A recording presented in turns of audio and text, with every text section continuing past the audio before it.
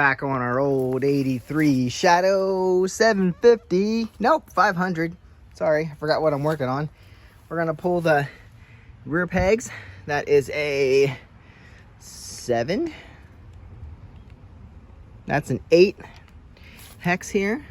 Should just be able to pop that and then get it off of the exhaust. There's a nut on the back. Okay, so that needs to be disconnected.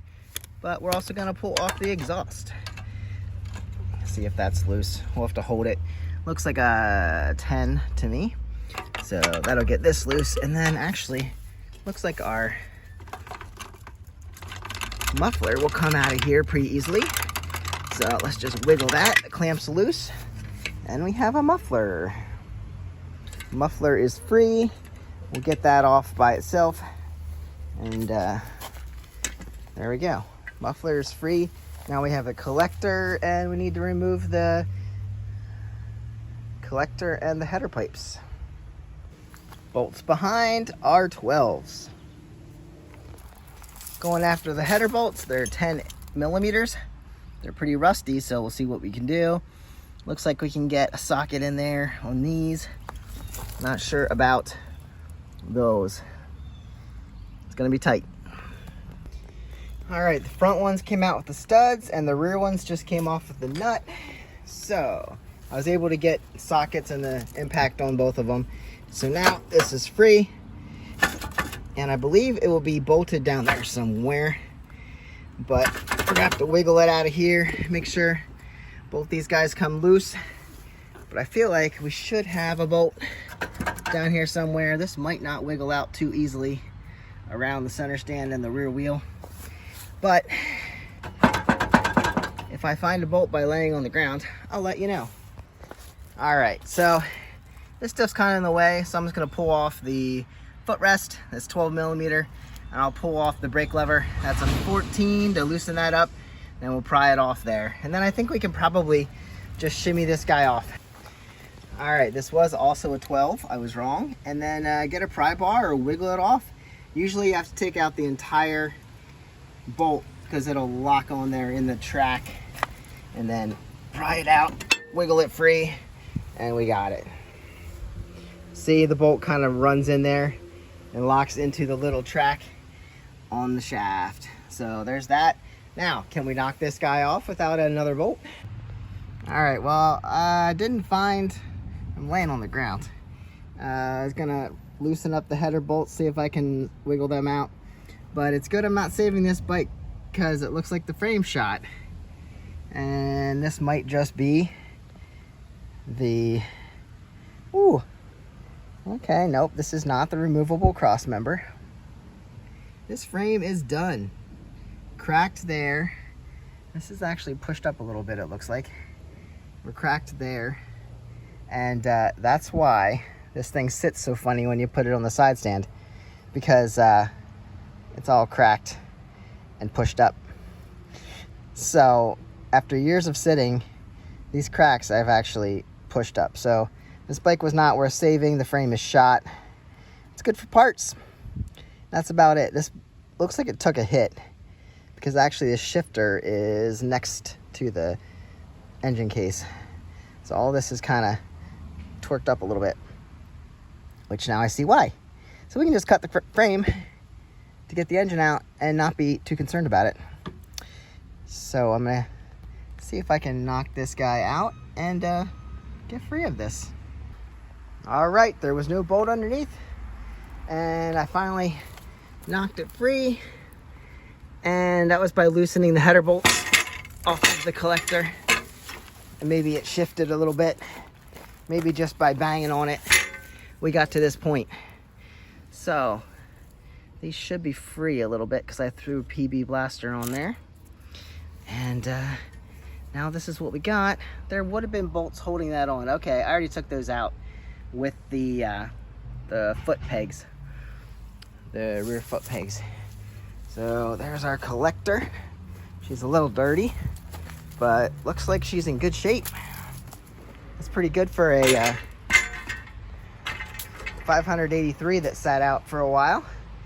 yeah, she's in pretty good shape. So I'll clean it up, and we'll probably get some decent money for the exhaust. At least standard money. I say good money. I don't know what these are bringing.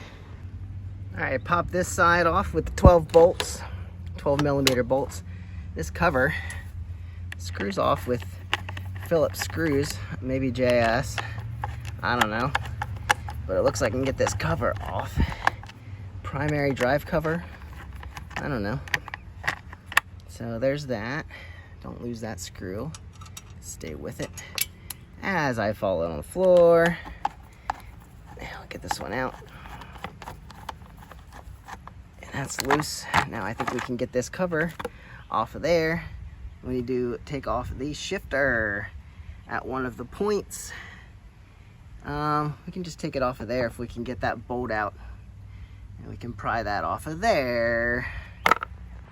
10 millimeter bolt out of there, and then we can slide that right off. And then leave that sky free. It's been raining today, so we're gonna continue. These actually look really nice. I didn't really take notice to them before, but these look really pretty nice. Everything feels good. I didn't test them or anything. Now they're all disconnected, so there's the wiring. And yeah, I'm impressed. Everything feels good, and hopefully they work for the buyer. Everything looks pretty decent. Usually there's Phillips head screws, or again, JIS, underneath to take the covers off. And then you gotta screw the throttle cables out, which, by the way, do I still have carbs?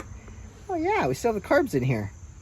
Well, we need to get those out too. Now that the exhaust is off, we can continue because the engine's open to the elements. So let's grab a screwdriver and remove the bottoms here and slide these guys off. Got the screws removed here. Excuse me. And that's how you remove the throttle cables. So you'd have to lift this up past there. We're going to take them off down below so we can just get these released and unscrew them out from the bottom. See that? And then those can be free. We're gonna get them released from the carburetor down here. You're gonna follow your line the whole way down, which is where? Right here. And we're going to probably have to remove this cover. 2 screws there. Well, we can do that. That's what I was using for the screws in the bottom of the controls. Loosen them both up. There we go. And then we can take them off down here so it's all loosey up on top. This cover can be cleaned up a little bit and sold, because I'm sure somebody's missing one of these, or theirs is not chrome anymore. You can see how they deteriorate over time. And I like to sell them with the bolts where possible. And usually when you're tearing down a bike, you have the bolts. A lot of guys just throw them aside and don't keep them with the piece, and then it's sold without them. I like to send them with, because what am I going to do with them? Because I'll put them in a place and then I'll never see them again. So here we can just remove this mount here. That'll loosen it up here, and then I can just slide it out. Same thing down here. Slide it around here and slide it out. And I need probably a 10 millimeter wrench down here. Here we go. This is, again, how you'd be changing these wires if you needed to. If one broke or one was seized up, get it out of the brace down here, loosen up this so it's not holding tight to there, and then you slide it out of the bracket right here. Same thing up here, but there's a cap here, so you got to make sure you move past the cap, and then that should slide out. There you go. This is holding the choke lever in place. So we have a carb set here to work on. Get that off too, but once you get that done, slide this around and pop her out. There we go. Throttle cables are free. There we go. Now, these are loose. I can fish them up through, or there we go. Now they're loose up here. Everything falls apart, and we have all the access to pop them out of their holder from the throttle tube. Now they can slide down through this hole This is sometimes turned into the housing, so you're gonna have to spin this, loosen this up. That's probably threaded into the housing. The other one's already off, and that will actually fall down through the hole if you line it up correctly. Just like that. There goes my stuff. So throttle cable 1 is on the ground along with everything else. Now, throttle tube.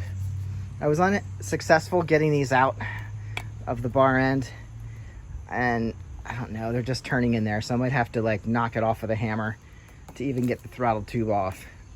So there's our grip and throttle tube. Same thing over here if you want your choke lever and this grip, which usually we don't take off, just leave it on. The handlebars, these are just turning inside and they're not releasing, so if we want these off, gonna have to somehow knock them off. I don't know, they don't turn really well. So there's that. And this guy, put the screws back in so I don't lose them. Again, looks really nice. We'll sell it as is. And there's the screws for the other housing from the right side. All right, to pull these carburetors, all I need to do now is to loosen up the Phillips bolts, screws down there, loosen those clamps, and basically pry this out. We need to loosen up the choke cables. There's one on this side. There should be one on the other side, about the same place. Yep, there it is. They look like a 12, maybe. So they just, once you turn them, sometimes you can turn them by hand. See, this pivots, but it's locked in place by something there. There's a little plastic screw. It looks like a 12. I gotta go find that. But we'll loosen these bolts down here, and then just basically pry it out. Left, right, whatever you need to do to get out of the boots. That was super easy to pry out. We got one boot with it, one boot without, so we'll remove that when we get to it. See, that one's gone. It's still in the carburetor. So 14 for the win here. I thought it was 12, but 14 for the carburetor, or the choke cable. So we just turn that out. Like I said, it's plastic or rubber. I don't know, these are weird. But once you turn this out, I'll show you this one, and then I'll do the other one off camera, because you don't need to see two. There's a spring in here, once we get it open, that you don't want to lose. Well, you won't lose it. It's connected to the choke cable, but it returns the needle to, once you get it loose, you can kind of do it by hand usually. There we go. So you pull that out. See, there's the plunger, there's the spring, and it's all one piece. And if you order new choke cables, that should all come on there. And then on the inside, you just have a passageway. So that's what sends more gas through when you start it. We do have to disconnect this guy right here. Either leave this tube on, you can pull that off there, or not. We should clean these up and see if they live on. I don't know what's in there. That's a giant bug, I think. Yeah, it's a stink bug. Okay, lovely. Now he's down inside. Oh, that returns. Beautiful. I think these things are actually functional and really do work just fine. I think the diaphragms are good inside, so we'll clean them up and they will be a great sail. But here's a nice T. Usually you break these at some point, but that's a vent line, and we're gonna pull it off. Watch, probably just pull it off just like this. There we go. And then we'll take off the other choke cable and carburetors will be free, and we need to clean them up. I don't know what I have in this bucket, but I threw the carbs and the two boots in there, and we'll see if they clean up a little bit. Then we'll spray them with water, and hopefully all is well.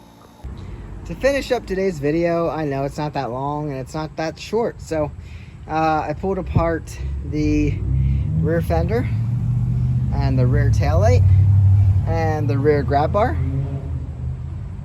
We have good reflectors on both sides, so we'll be able to list that as a whole. We can take those out. And the rear taillight. I think they're universal either side, so as long as they work, they'll be a good sail. We'll put them in the taillight or in the turn signal. Did I say tail light? Turn signal. So we'll put them in the turn signal bin, and hopefully they sell, or we'll keep them for next time. So I'm gonna wipe these off, take pictures, and list them. So if you're looking for parts for the 500 Shadow from 1983, let me know, and I will see you guys on the next one. Adios.